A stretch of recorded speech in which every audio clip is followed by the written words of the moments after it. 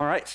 For this next product launch, I'm very excited because every production workflow has changes. I think it's easier than it's ever been to get to that V0. Most of you had some form of a V0 in an hour after hacking yesterday. But what happens when you want to go from that V0 to a V1 to a V2 or the VN to the N+1? What do you actually do there? This next product is a product that we built not because we want to, but because we have to. To get these workflows into production, this is probably one of the most technically complicated products that we're going to launch at this DevCon. But I'm excited about it because it lets you do just that. Here's Jorien and Xinyi to show you more. Hello, everyone. So we're here to talk to you about DevOps, specifically how to make changes to your workflows in production. My name is Jorien. I'm a product manager at Palantir. I spent 5 years working with customers who run their critical operations on our platforms, and then another 5 years working on making it easier to do so by improving the products. I'm Xinyi. I'm a software engineer at Palantir. Cool. First of all, it's been really cool to see all the use cases that you're building and hearing about all the ways that you are running your operations on AIP already. But we also know that you're very often still building the plane while you're flying it. And so we want to live up to that expectation. Your operational workflows have to be reliable in production, but we don't want to slow down all the ambition that you have for new and improved workflows. In practice, you've probably all experienced pretty painful times with this. For example, you want to test your changes before rolling them out to users on real data. In most systems, you're going to be doing that on test data on some dev stack.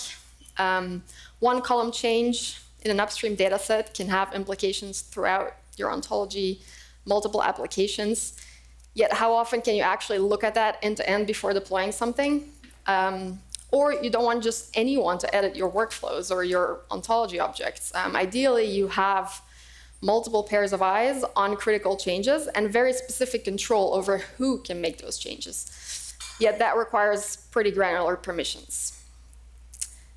So all of this and more is why we're investing in really good change and release management capabilities. So what we're going to show you today is how you can do collaborative development across the stack on a branch, how you can test your changes on an exact copy of your data on a branch, how you can manage entirely separate dev, test, prod environments if you need those, and how you can deploy products and manage releases in between those spaces with DevOps.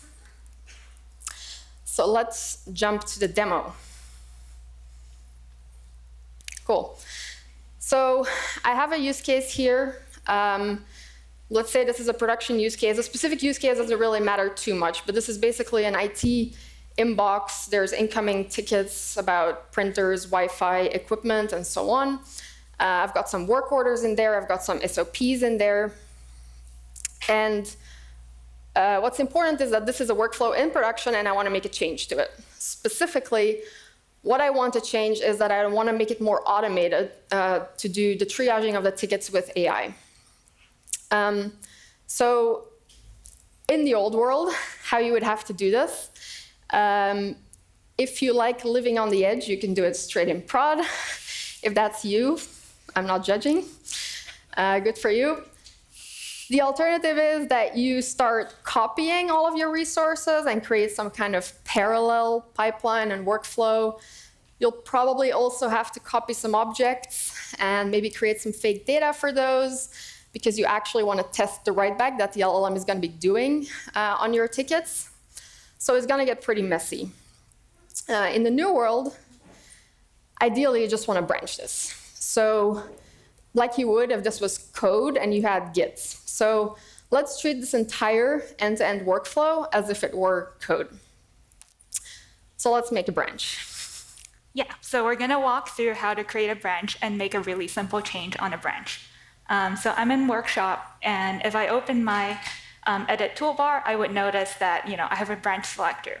In order to create a branch, I can simply click Create a New Branch and name it as Workshop Edit. And I can create a branch. And now once the branch is created, you should notice that I now have a branching toolbar at the bottom. So the branching toolbar tells me the current branch that I'm on, workshop edit, and also the number of resources that I might have changed on this branch, since you can make changes across multiple resources on the same branch. I will now go into edit mode and just make a really simple change. Perhaps I'll change the color of this header to red, and then as you would notice also, my save button has changed to say save to a branch. And so now if I go back and view, I've changed the color of this section. And just to prove that this has not changed anything that's currently on my main, which is what my user would be using, I can also switch back to my main branch and ensure that the change has not yet been applied. Jorien will now walk us through a more complex change. Right, so this was a simple one. What we now want to do is turn this workflow into something that is automated using AI agents. So what I'm going to do, I've already made a bunch of those changes to skip through those parts. I think you've seen enough use cases in the past few days to know what that's going to look like. So let me jump to a branch to show you what I want the end result to look like. So I'm now on a branch. Again, you can see the bar on the bottom. I've added an extra column that shows which tickets are currently being processed by AI, and then there's a button so that I can kick them off manually just for testing purposes. I've also created a logic function that essentially takes the input of the tickets, references it against SOP content, and tries to come up with a proposed next step. So it could be creating a work order if there's some physical technician that needs to come by. It could be creating a response to the user, or it could actually be fully closing out the tickets. And then finally, we have an automation that triggers this logic function whenever a new object, in this case an IT issue, is added. I'm going to add this automate also to the branch, because what I want to do is fully test this change on the branch, and this will trigger, obviously, edits on my data. So what I can see now in the branching bar is that in total, all the resources that have been changed to achieve this entire use case upgrade, let's say, contains 14 resources. So it goes from pipelines to objects to actions, automates, workshop, and so on. So all of this is now on a single branch. What I want to do now is test this. So I've got all my changes. Now I want to know that it works. So I'll go back to my inbox, and I'll pick a couple of tickets here that I want to try and run. So I'll pick a couple different types so that we can see where it works well. A computer, Wi-Fi, maybe some equipment stuff, keyboard. Cool. I'm just going to kick these off manually now so that we can see, kind of keep track of what actually happens. Automate has a very handy sort of manual execution feature here that I can use to kick this off. I actually want to execute the actions so that I can see the output.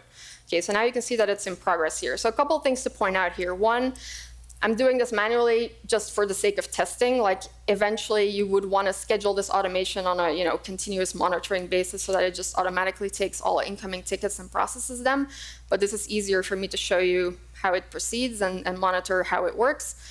The second thing is that we are, as I said, running this testing on a branch, which means that the automate, the logic that it triggers, the actions that triggers in return, and the edits that are being made to the data as a result are all on the branch. So the object types were also indexed on the branch to make that possible, so that there's no changes to my data in production. So throughout this entire process, the users that are using my app are continuing to use this in production as normal. Okay, so let's see if we're here. Okay, cool, they all completed. So you can see that some of the issues actually fully completed. So the headphone issue, let's see what actually happened here. So the user said, I need a new set of headphones. The current ones are broken. The AIP agent responded twice for some reason. That's one of the things we can look into. Reaching out regarding your broken headphones. we have replacement headphones available in the IT supply cabinet located next to the printers on your floor. So it's pulling context about the user. Where are they located, in which office, on which floor? It's pulling context on the SOPs, what is actually the availability of these supplies. And it's making a suggestion to the user so that they can self-resolve, and therefore it's also decided that they can close the issue fully because it's entirely resolved. And then there's a few other here. So you can see that in this case, it's decided that they need some response follow-up from the user, or in this case, they've decided that a work order needs to be opened, which you can see is now also created here. Okay, so this is looking pretty good. I'm just gonna switch back to main for a second. So if you remember which tickets we looked at here, 6, 7, 12, etc., we can see that if we switch back to main, that all of those tickets are still unprocessed, so nothing has happened to them. They are still in their original state on main. Cool. So let's say that I'm happy with my changes here, and I want to create a proposal and merge this into main. So I create a proposal right from the bar here. And then we can go to the branching app to see the details of that proposal. In some cases, I will need a review. So I'm just going to ask the governance team here, the ontology governance team, to do that. Luckily, she's standing next to me, so hopefully that will be quick. So in this app, you can essentially see the full summary of what you're actually changing, and the reviewer can see the same thing. The reason that some resources need approval and some don't is because that's the way you can configure it. So you probably want to protect some of your critical resources. In this case, it's ontology resources that we're doing that for. That's probably fairly common, that you don't want just anyone to make changes to that. In the meantime, approvals have come through. And you can choose which ones to protect and which ones you don't want to protect. Cool. OK, so looks like we might have a merge conflict here. So this is something that we also deal with within the branching app. So in this case, because there were some changes made in the meantime, I might need to rebase it, save it back to the branch. Let's see. Cool, everything OK now. Merge. Cool, so now this is all merging into production, and then we'll go back and have a look at the application. Looks like that's done. So let's switch back to main. Oh, it wasn't. There we go. So now this is on main, and all of our new changes have merged, and our users can start using this. Cool. There are some cases where this entire branching flow might not actually be sufficient, and that's what we'll talk about with release management. Cool. OK. So that was branching. We were able to make multiple changes on multiple resources and then have them reviewed and merged into main all at once. But to take that a step further, I'm going to talk about release management. If we can switch to the slides. Thank you. So release management is the ability to maintain different versions of resources across distinct environments. There are a few reasons why you might want to have distinct environments, the most common being having different environments for staging and production. Another reason why you might also want to have distinct environments is if you're working with multiple clients and you want to deploy the same workflow, but have each client have their own environment with their own data and their own settings. And a third reason you might want to have different environments is if, let's say, you're the government and you're dealing with different levels of data classification, you might have environments that with unclassified data, and then you might also have environments with higher levels of data classifications. So the challenge then in that case for release management is to ensure that the changes from your main branch within your dev environment can be correctly packaged and released and properly propagated through all of the different environments that you want your workflow to be installed on.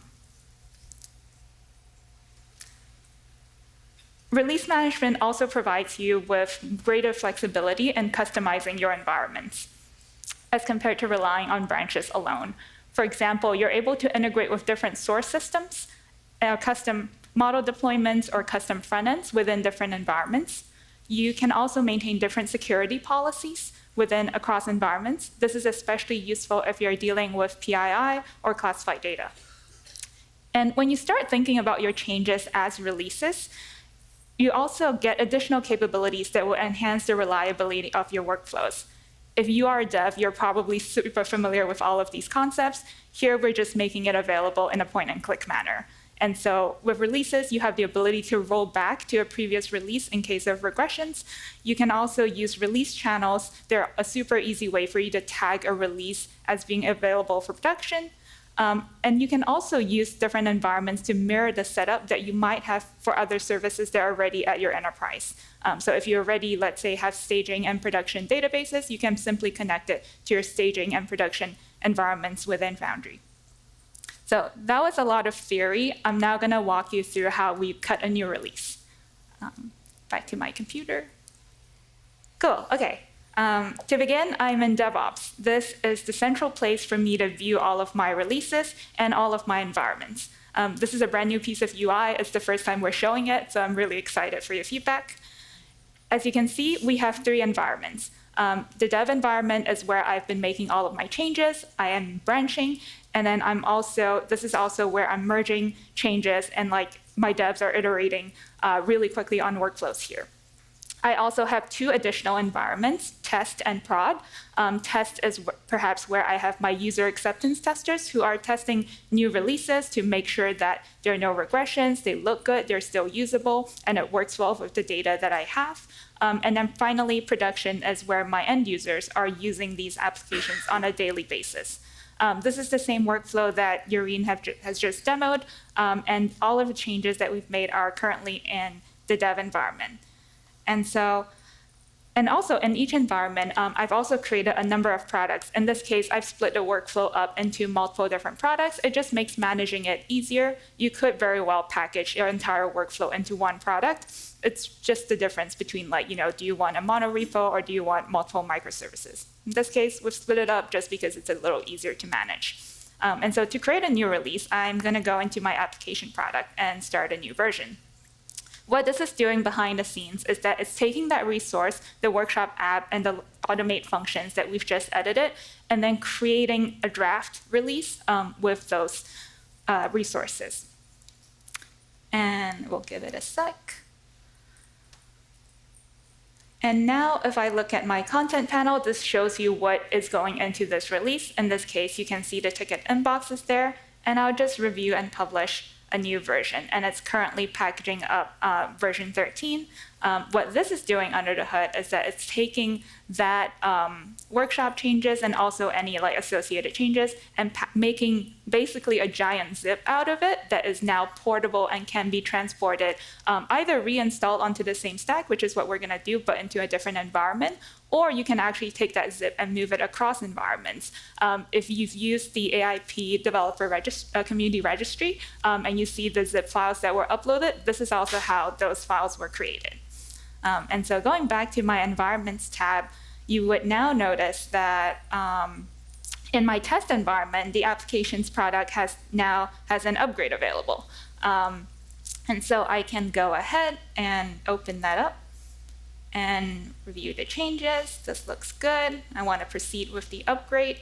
And a few things that's worth calling out here. So products, you can configure inputs into products. And this is also where, previously we were talking about how with environments, you can have connected to different source systems, you can use different models. And so this is also where that gets configured. And I'm just going to go ahead and start. Oh, and before I start the release, just to prove that, currently on my test environment, the inbox still looks exactly, I have too many tabs open. The inbox looks exactly the same. Oh no. Okay, I will go ahead and just start the installation for now.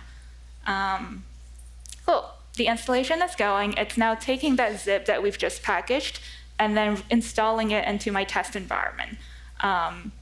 Takes a while. Oh, it's just laying down the resources. And once that is finished, cool, okay, that is done. I can view my installation, I can view the files, and then I can also open the workshop app that's in my test environment and see that the new column is there. Now that's done. And I can now I can have my user acceptance testers test this app to make sure that it's working as intended. And also, if let's say I have AI agents that are running, which I do in this case behind the scenes, this is also the environment that I can be configuring evals to run at scale against any test data that I might have. And I want to make sure that they all pass before I promote this release into production. So let's say I ran that and it has passed. Now, to promote this release into production, I can simply go into the application product and find a version that I had just tagged. And it has, as you can see, it has been installed on test, but it has not been installed on production yet. And I can just change the release channel to stable, and that now promotes it into the production environment. Cool. That is all for the demo. All right, let's go back to the slides. Cool, so everything we showed you is available in beta upon request. So if you have a need for it, please come talk to us later. There are still some limitations and caveats which we can work through with you. So what's coming next? A lot more exciting things. So an important one is that we want you to be able to deploy products directly on a branch. So what Xinyi showed, deploying it across environment, but on a branch so that you can really have that extra step before merging it into production. Branching currently covers a subset of the platform. It should get you a really long way already, but we're actively expanding that coverage, for example, for TypeScript functions, restricted views, and so on. We're investing in further reducing any noticeable impact of merging branches, so users should really have only a very, very minimal blip of downtime when the new version is pushed. We've also heard you about cost concerns, so we're investing in things like partial indexing on branches to optimize that. Impact analysis is important. You want to know if you missed any downstream resources that might be impacted by your changes. So we're building better provenance at the property level to identify what other resources you might need to add to your branch to test. We also want you to be able to manage all your installations more easily from within DevOps, what Xinyi just showed. Currently, it's a bit hard to track them all down and manage that all, so we're investing in that a lot. And then lastly, we're going to use Apollo to allow you to ship products between different Foundry IIP instances for those of you who want to distribute to third parties. Cool. That's it.